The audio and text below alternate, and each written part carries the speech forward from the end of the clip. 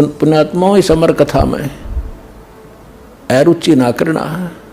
असंख्यों युगों के बाद तुम्हारा बिल्ली के बागों छीका टूटा है, ये इसको छक छक कर खा लो और कल्याण करा। गीता अध्याय नंबर 17 के श्लोक नंबर 23 में बताया है कि 3 मंत्र का जाप है उस जल को पाने का। ये मंत्र है उस सच्चिदानंद घन ब्रह्म के पाने का। ये सभी मंत्रों की हमने साधना करनी है, तब पूज्य वस्तु सच्चिदानंद घन ब्रह्म यानी पूर्ण परमात्मा प्राप्त होगा। ये है विधि।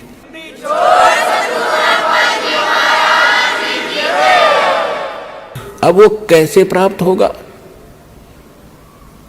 अब प्रथम मंत्र आपको दे रखा है, तो प्रथम मंत्र और लास्ट मंत्र, इनकी जो कमाई है ये आपकी सेव रहेगी, सेफ रहेगी, बचत रहेगी।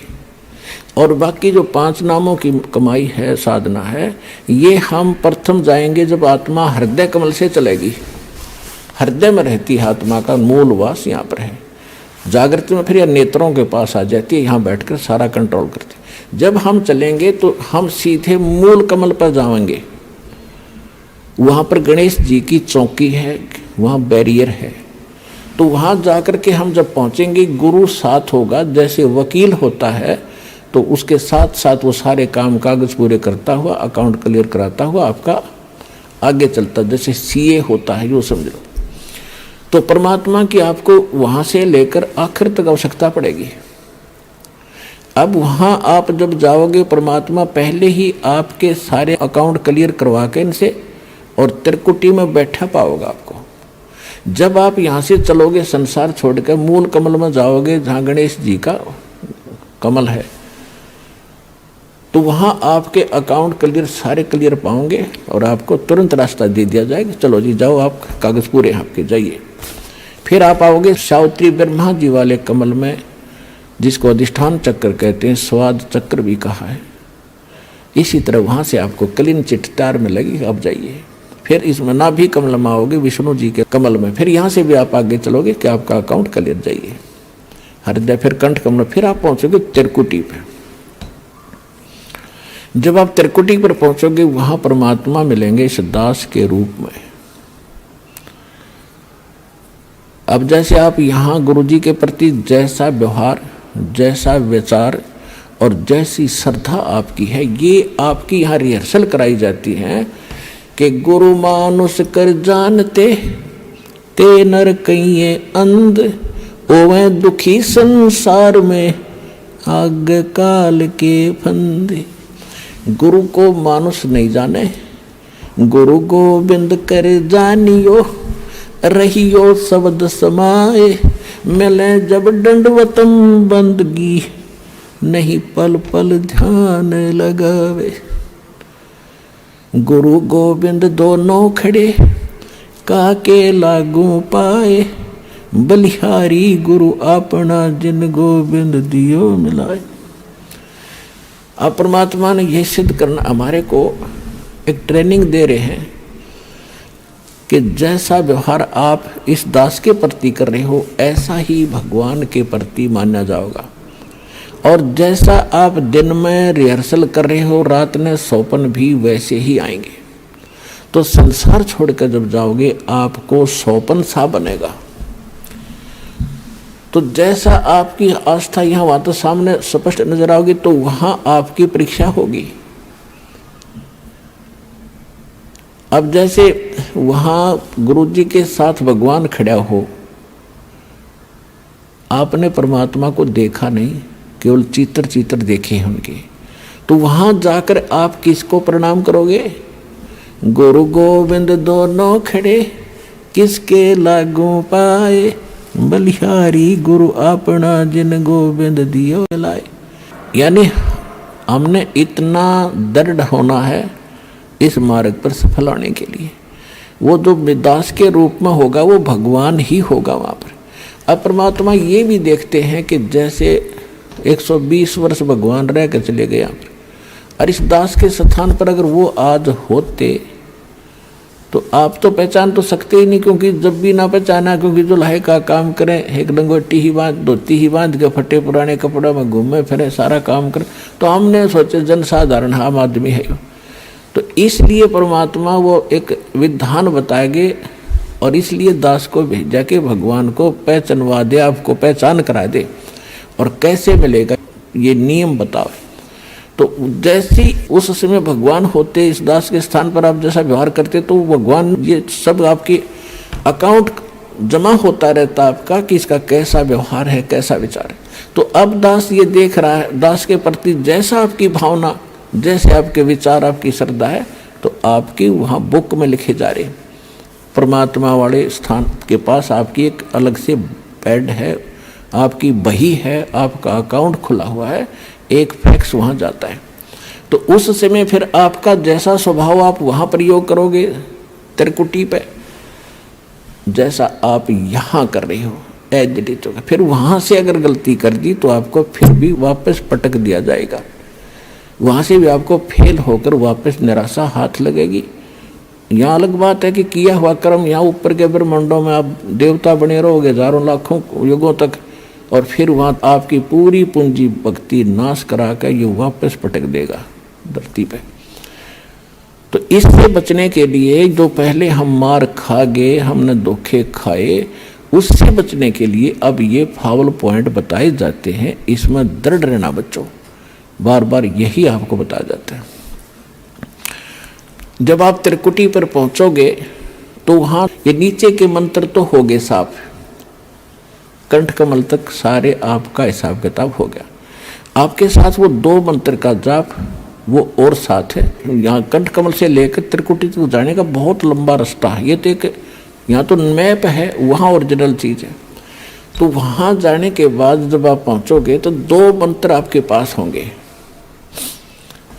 3 मंत्र होंगे, उनकी कमाई आपके साथ होगी। ओम तो ब्रह्म का है, और दूसरा जो मंत्र सांकेतिक आपको दिया जाता है सतनाम में, वो अक्षर पुरुष का मंत्र है, सातसंग ब्रह्मांड के स्वामी का। अभी तक हमारे को 10वां द्वार का ही ढोल पीटा गया ऋषि व ऋषियों के द्वारा। और एक जम्मू के अंदर मधु परमहंस को और कबीर पंथी को और कह का पता नहीं इसने, और वो कबीर साहब की किताब अधूरी सी बाणी पढ़ ली, 11वीं खिड़की एकादश, और वो छाती कुट्या करता ने कहा था मेरे जैसा किसी के पास ज्ञान नहीं, इस ब्रह्मांड में जो वस्तु है मेरे पास नहीं, और 11वां द्वार पा गया, 11वां द्वार इसे किसी ने बताया नहीं। कमाल के आदमी है। ये तो कबीर सागर में लिखा है, आपने पढ़ लिया तो कला टूट गया। भक्ति आपके पास नहीं, ज्ञान तुम्हारे पास नहीं, जबकि कबीर साहब ने तो 12वां द्वार बताया है, 11वां नहीं है। 11वां देश अक्षर पुरुष के लोक में जाता है, इसने उसका भी ना पता, वो सुन रखी है 11वां द्वार एकादश खिड़की लगी। अब क्या है, जो ओम नाम के जाप का कमाई है वो वहाँ त्रिकुटी पर अकाउंट करवा दिया जाएगा। धर्मराज के दरबार में जाएंगे, परमात्मा आपके साथ होगा इस दास के रूप में, और उनसे कहेगा भाई इसका हिसाब करो। गीता अध्याय नंबर 18 के श्लोक नंबर 66 में आपका विधान है, क्योंकि वहाँ जैसे वकील बताते हैं जजों के सामने जी ऐसा सा उस धारा में ऐसा लिखा है, ऐसा लिखा है, ये खरा उतरता है, तो जज उसको स्वीकार करता है। तो जाते ही अब जैसे कबीर साहब के एक शब्द है, कर ले गुरु वकील मुकदमा भारी है, भाई कर लो गुरु वकील मुकदमा भारी है। तो गुरु एक वकील का भी काम करेगा आपका।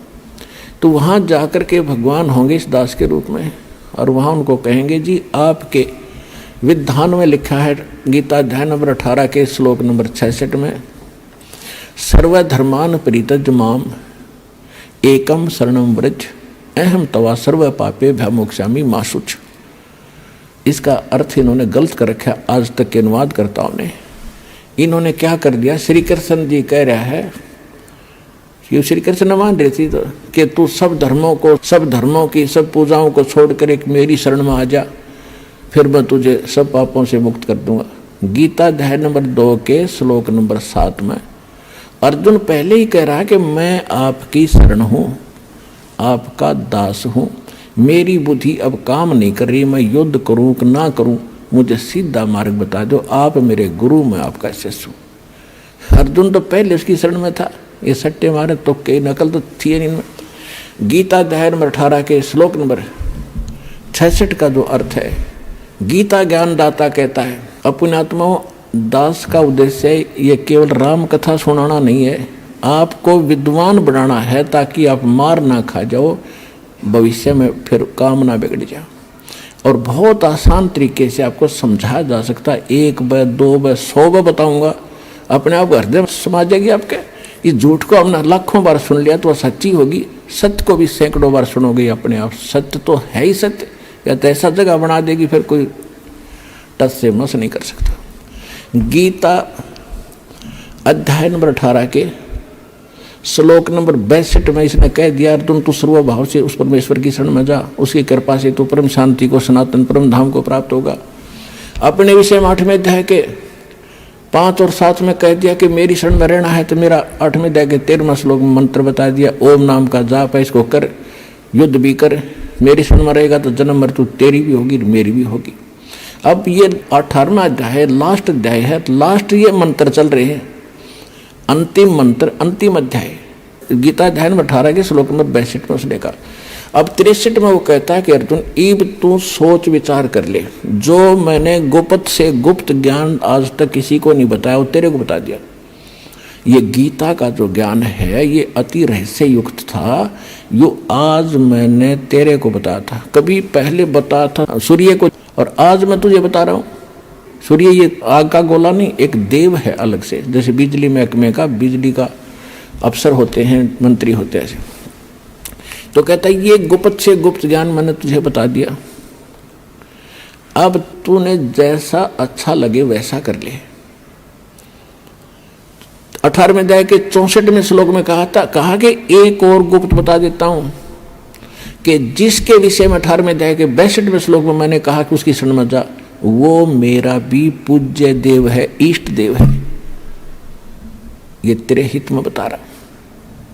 18वें अध्याय के फिर 65वें श्लोक में कहता है कि अर्जुन यदि तूने मेरी शरण में आना है तो मुझे नमस्कार कर, मेरा भक्त बन, चिंता ना कर, तो मुझे ही प्राप्त होगा। फिर 18वें अध्याय के 66वें श्लोक में फिर कहा है यदि तूने उसकी शरण में जाना है तो सर्व धर्मान परित्यज माम। 18वें अध्याय के 66वें श्लोक में कहा है कि आपने 18वें अध्याय के 62वें में जिसके बारे में मैंने कहा श्लोक में, उसकी शरण में जाना है, सदा जन्म मृत्यु से रहित हो जाना है, कंप्लीट आपने पीस चाहिए, संपूर्ण शांति चाहता है, तो मेरे सतर की 18वें अध्याय के 66वें श्लोक में कहता है सर्व धर्मान परित्यज माम, मेरे सतर की जो पूजाएं हैं, इसके सतर की कौन सी पूजाएं हैं, ये 500 यज्ञ करते हैं, ओम नाम का जाप आज आप श्वास से जो जाप करते हैं, ये उसके सतर की, ब्रह्म के सतर की भक्ति पूजाएं हैं, ये मुझे छोड़ दे, मुझे दे दे।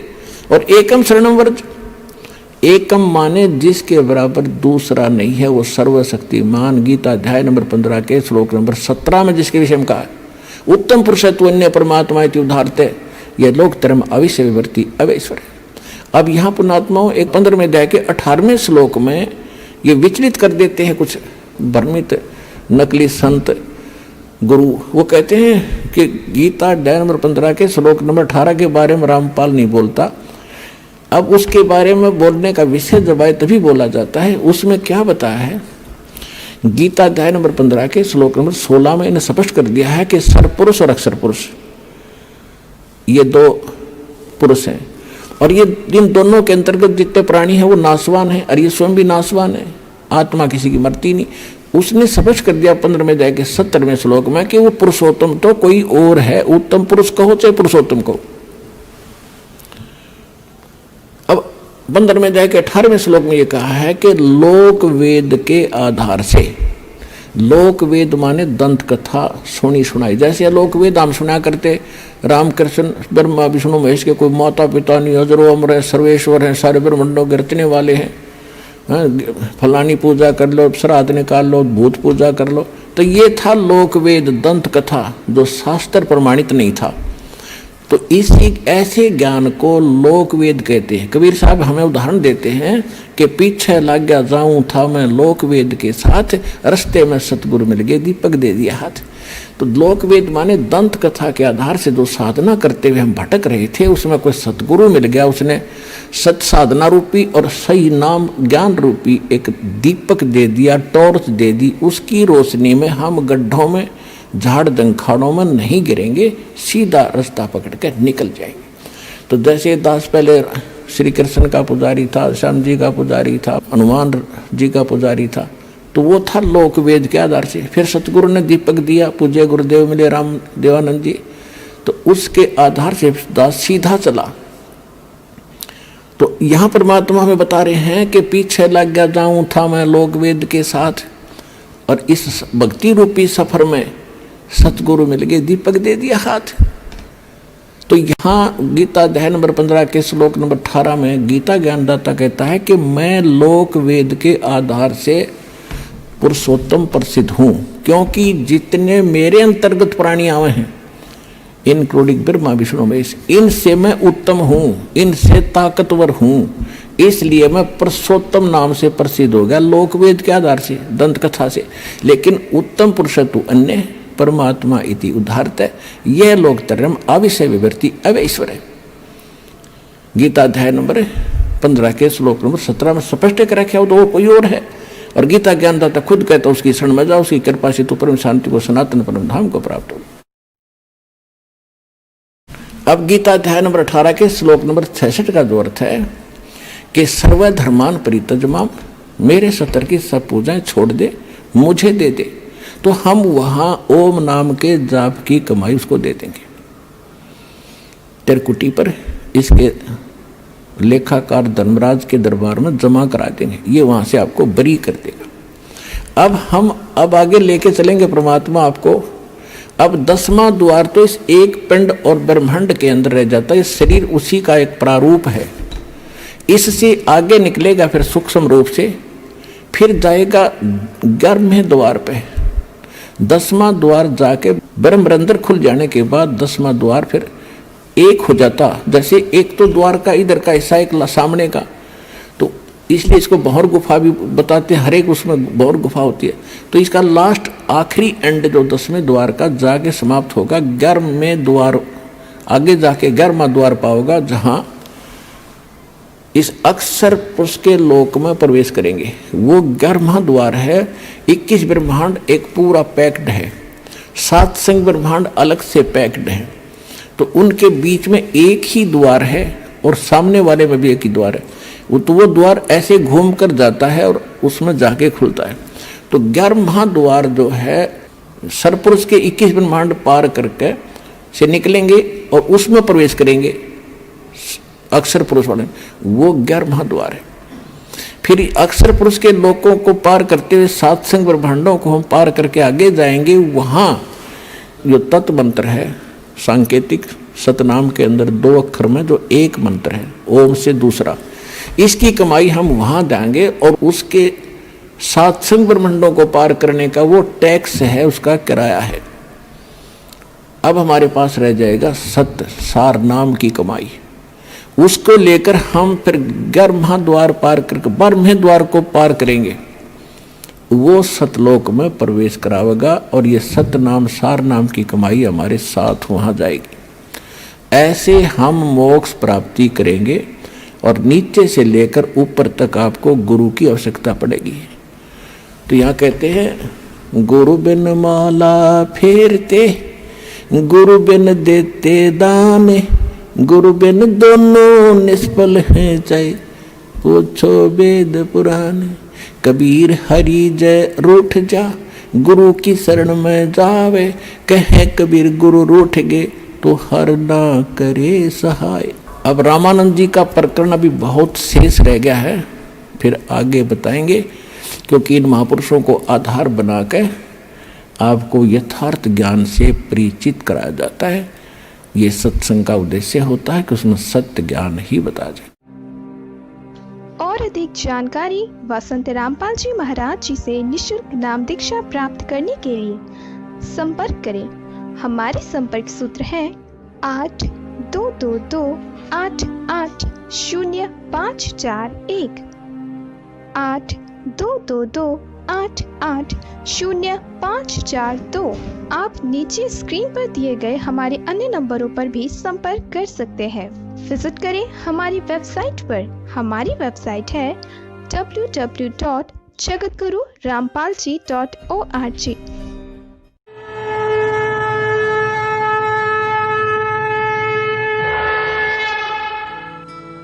इस वीडियो के बारे में अपनी राय नीचे कमेंट सेक्शन में हमें बताएं और अपने दोस्तों के साथ ये वीडियो शेयर करना ना भूलें।